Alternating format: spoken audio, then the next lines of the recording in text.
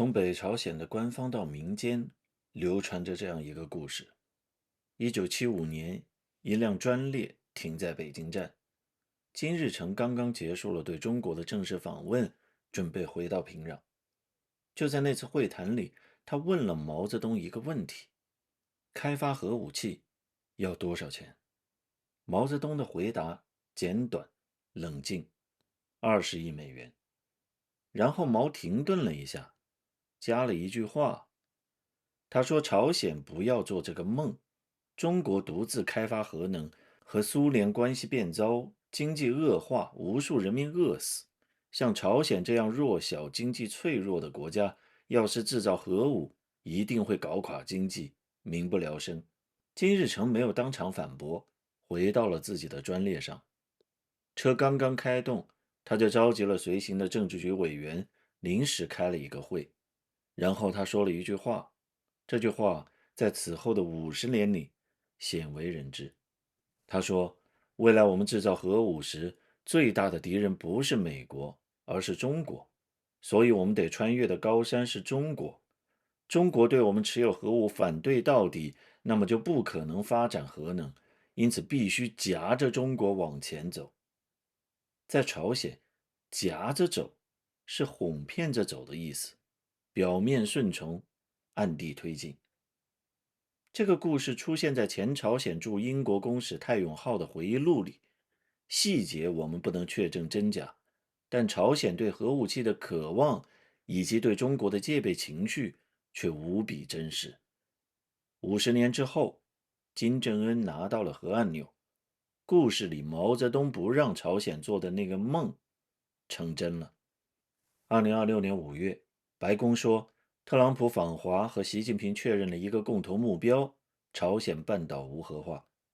但中方公布的通报里却没有同样确认这句话。6月，习近平访问平壤，金宇正在习近平到访之前公开批评美国，并强调朝鲜绝不会放弃核国家地位。直到习近平访问结束，双方的公开信息里还是没有无核化。习近平的沉默虽然不是正式承认，但很明显是事实上的接受。从毛泽东的明确反对到习近平的保持沉默，对金氏政权来说，这就是一场胜利。今天我们只问一个问题：朝鲜是怎么赢的？整个博弈得从朝鲜战争说起。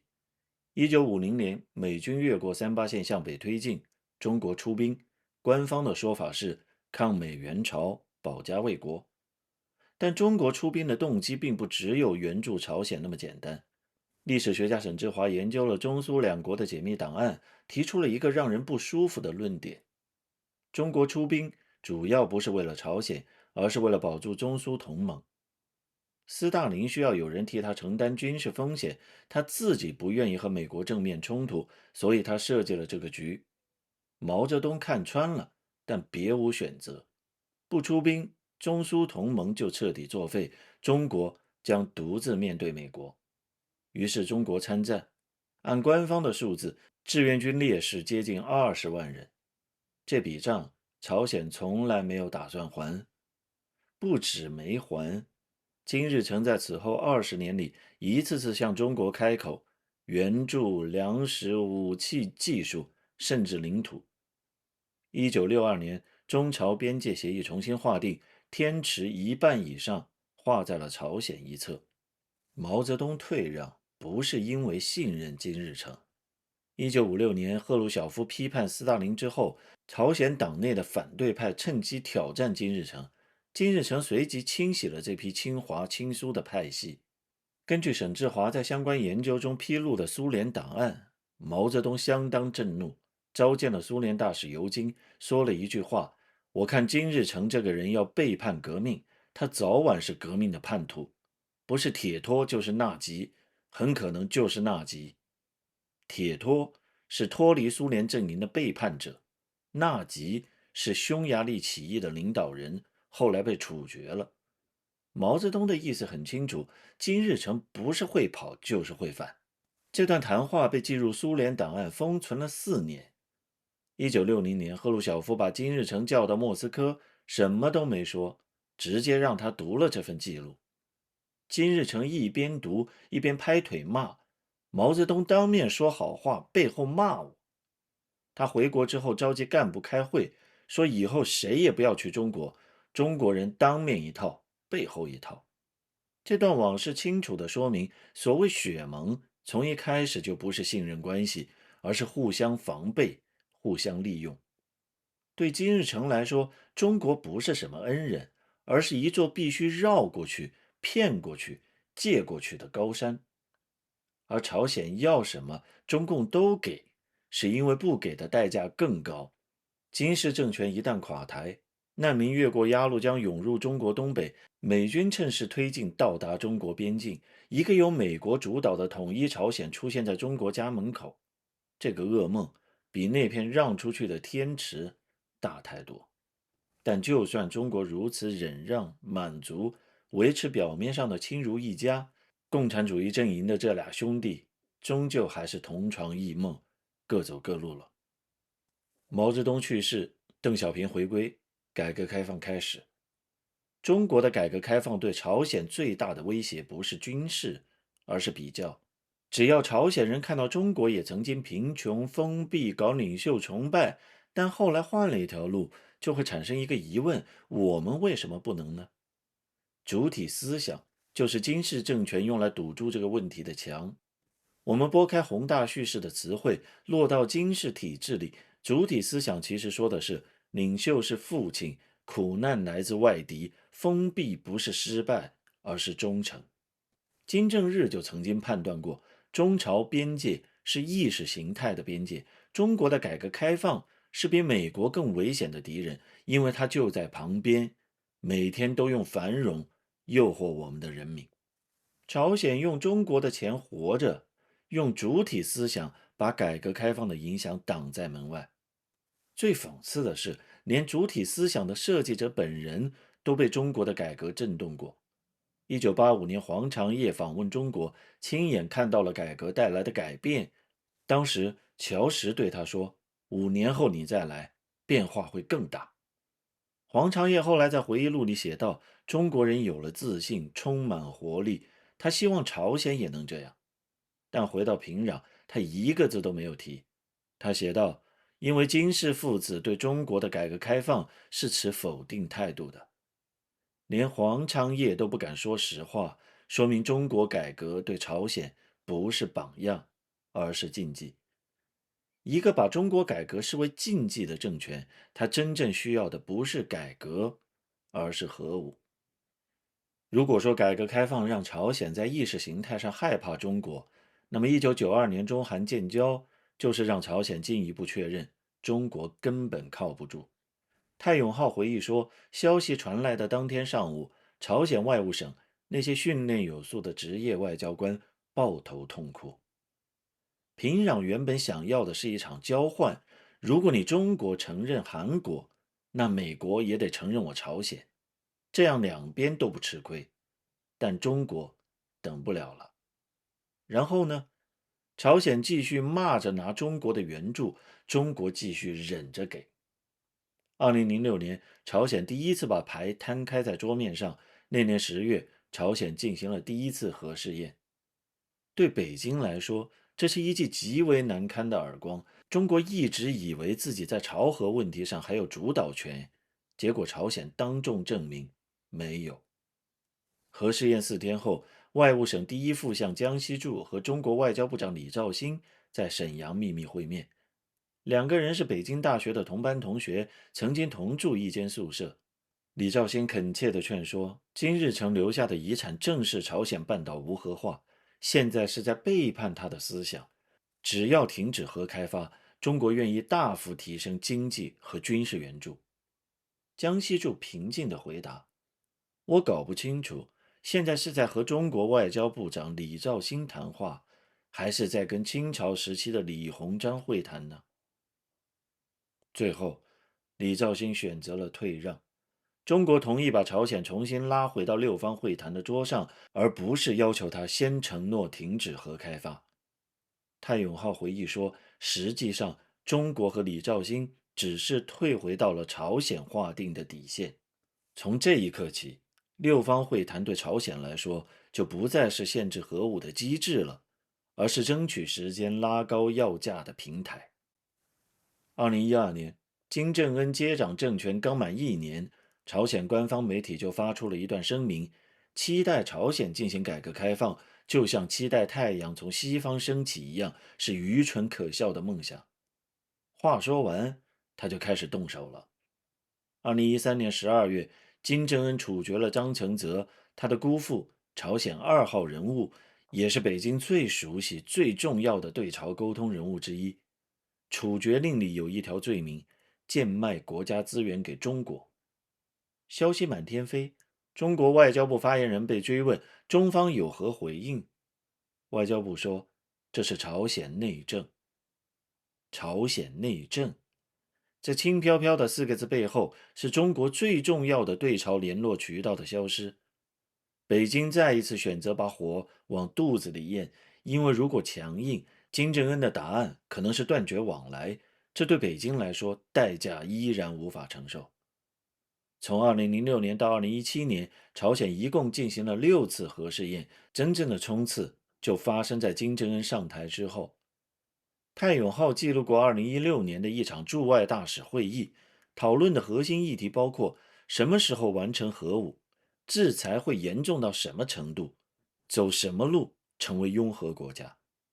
结论是参照印度和巴基斯坦的模式，先密集测试，然后宣告暂停，让国际社会对朝鲜拥核逐渐形成免疫力。时间窗口就定在2016年底到2017年底。美国大选、韩国大选是政治真空期，朝鲜判断没有人会对他动手。后来发生的一切都按这个计划进行了。2023年，朝鲜又把核武政策写进宪法。此后，越来越多战略研究者开始把问题从如何实现无核化转向了如何与一个事实上拥核的朝鲜共存。2024年，朝鲜派兵支援俄罗斯投入乌克兰战场，西方和韩国担心平壤借此换取导弹、卫星等关键军事技术，而北京手里的能源和粮食筹码也被大幅削弱。中国不再是朝鲜的唯一后方。2026年6月，习近平在平壤落地，全程没有说无核化。从毛泽东说别做梦到习近平的沉默，50年，方向翻转了，逻辑没有变。朝鲜赢了吗？从地缘政治意义上来说，他赢了。这个赢不只是朝鲜对美国和韩国的赢，更讽刺的是，它也是朝鲜对中国的赢。中国比朝鲜本身更怕朝鲜垮台，从毛泽东时代就是如此。但这种恐惧和忍让换来的却是更大的威胁。朝鲜的中短程导弹足以覆盖中国东北和北京方向，而它正在发展的洲际导弹则把威慑范围推到了更远的美国本土。2022年，朝鲜通过新的核武政策法，把核武使用条件扩展到了先发制人的场景。他没有公开把中国列为核打击对象，但正如开头的那个故事里，金日成在专列上说的，中国是最大的敌人。那枚导弹从一开始就没有把中国排除在射程之外。而这50年里，中国每一笔援助都在直接或者间接地帮忙建造这个武器。真正的问题不是朝鲜会不会瞄准北京，而是从他拥有核武的那一刻起，北京面对平壤的所有选择，代价都发生了变化。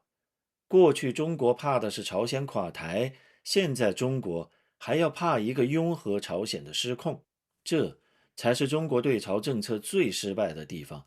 既不能放手，因为朝鲜垮台的代价无法承受，又不能捆绑，因为核武已经锁死了一切谈判空间。北京养出的不是一个可以管控的缓冲区，而是一个拥有核威慑能力、随时可能反向勒索自己的恶灵。沈志华的看法是，如果中国想要摆脱与朝鲜关系的困境，核心的和首要的问题就是把中朝关系恰当地定位于正常的现代国家关系。但从天朝扶植到革命血盟到地缘政治包袱，半个世纪里，北京一直把朝鲜当成自己的问题来管。正是这种心理，让朝鲜永远有机可乘。